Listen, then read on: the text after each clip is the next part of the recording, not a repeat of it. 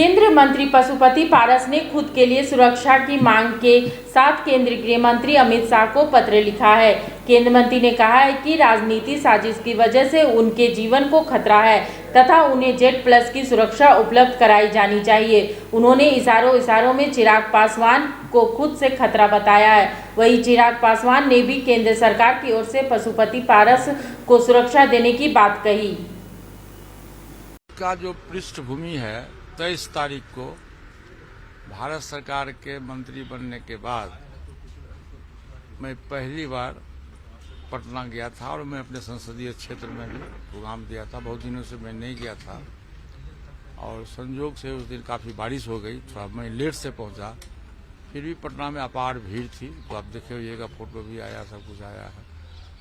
वो हमारे भीड़ को और हमारी लोकप्रियता को देख के कुछ लोगों को जलन हुआ होगा और जान से मारने की साजिश उन लोगों ने किया।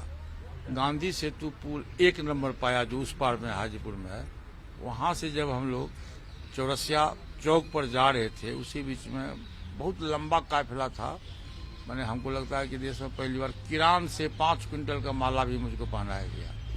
उसी भीड़ में कुछ असामाजिक तत्व पहले से बैठा हुआ था, हथियार लेकर बैठा हुआ था। मैंने देखा नहीं, लेकिन रोड़ा पत्थर उसके पास वहाँ जमा है, आज भी जमा है।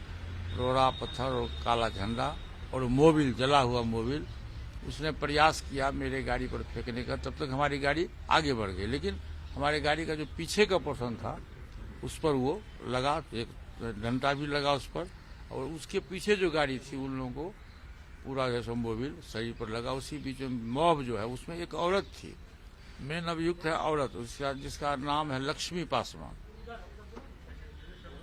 वो औरत जो है, लोगों ने उसको पकड़ लिया, मोबिल फेंकते हुए, झंडा लेते हुए उन लोगों ने पकड़ लिया। तो उसको भीड़ में उसकी काफी पिटाई भी हुई। उसके तो हम लोगों की गाड़ी आगे बढ़ गई, हम लोग सभा स्थल पर चले गए। इतना ना मॉब था, हमको लगता है कि उसमें कम से कम 15 से 20 हजार की भीड़ थी वहाँ, 1 नंबर पाया से लेकर के और सभा स्थल तक।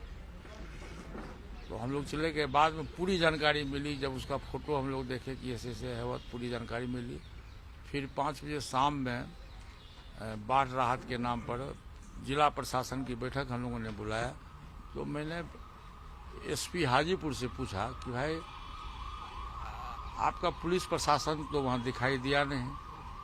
भारत सरकार के कैबिनेट मिनिस्टर का काफिला गुजरे और आपको पहले से इसकी जानकारी थी। हम लोगों ने आपको, हमारे प्राइवेट सेक्रेटरी ने आपको लिख के दिया, टेलीफोन से कहा, और ये भी मेरे PS ने कहा कि ऐसी जानकारी मिली है, कुछ असामाजिक तत्व के द्वारा घटना घट सकती है। फिर भी आपने समुचित प्रोटोकॉल की व्यवस्था नहीं किया। ये पुलिस प्रशासन की विफलता मानी जाएगी।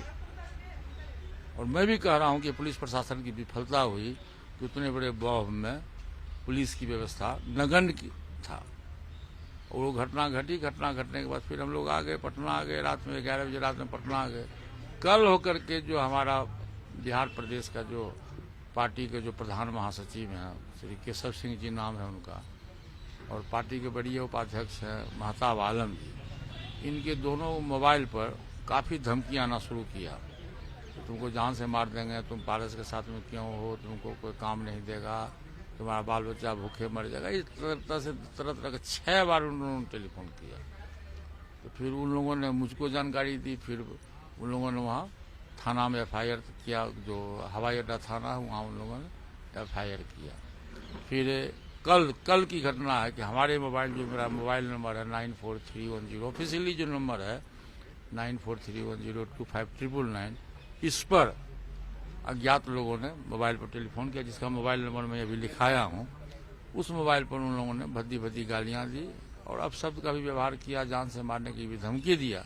तो फिर हमारे लोगों ने जाकर के पार्लियामेंट थाना में पहले तो सनहा दर्ज किया गया, फिर उसमें FIR दर्ज किया। तो मुझको आशंका है कि कहीं न कहीं मेरी लोकप्रियता को देखते हुए जो हमारे विरोधी लोग होंगे, मैं उसमें किसी का नाम नहीं लेना चाहता, कि हमारी लोकप्रियता को देखते हुए उन लोगों ने साजिश के तहत मुझको बदनाम करने का और मुझको जान से मारने की उन्होंने धमकी दी है या साजिश किया है, जिसकी सूचना मैंने पत्र के माध्यम से माननीय गृह मंत्री जी, भारत सरकार और माननीय मुख्यमंत्री जी बिहार को मैंने आज सुबह ही पत्र लिख के मेल किया है कि हमारे ऐसी घटना है, आप इसकी निष्पक्ष जांच कराइए, दोषी को आप सजा दीजिए और प्लस समुचित व्यवस्था करिए कि चूंकि हम प्रदेश के बिहार से हम चुनाव जीतते हैं, हाजीपुर से राष्ट्रीय अध्यक्ष हैं, अपने पार्टी के राष्ट्रीय अध्यक्ष हैं और भारत सरकार के कैबिनेट मिनिस्टर हैं।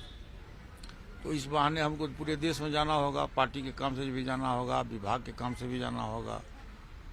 तो इसलिए प्रशासन की ड्यूटी है कि आप हमारी सुरक्षा की समुचित व्यवस्था करिए। फिर बनती है कहानी, बनते हैं अनमिट निशान। देखिए मेरे साथ संघर्ष की दास्तान।